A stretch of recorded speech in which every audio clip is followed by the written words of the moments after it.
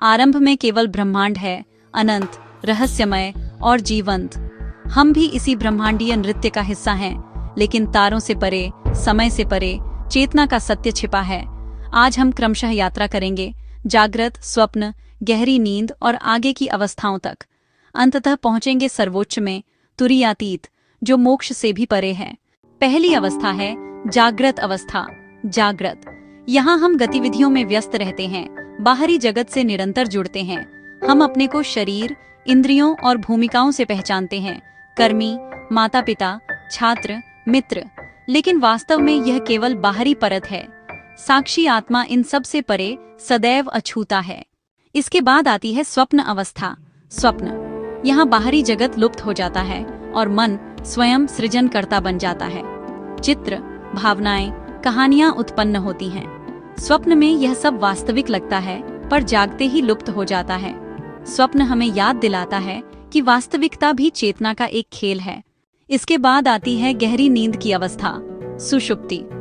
इस अवस्था में न विचार है, न स्वप्न, न समय का बोध। फिर भी एक सुख अनुभव होता है, पूर्ण विश्राम का आनंद।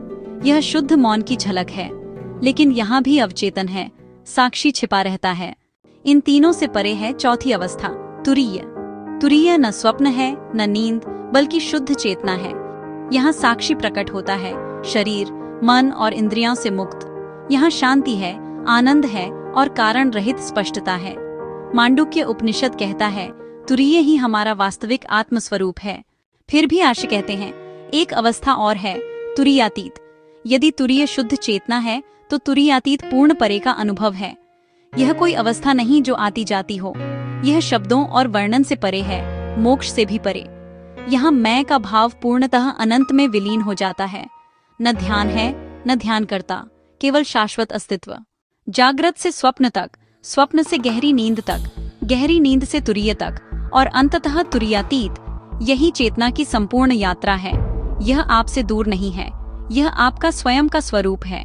नाम से परे, भूमिका से परे, सीमा से परे, तुम वही हो, तत्त्वम् असि।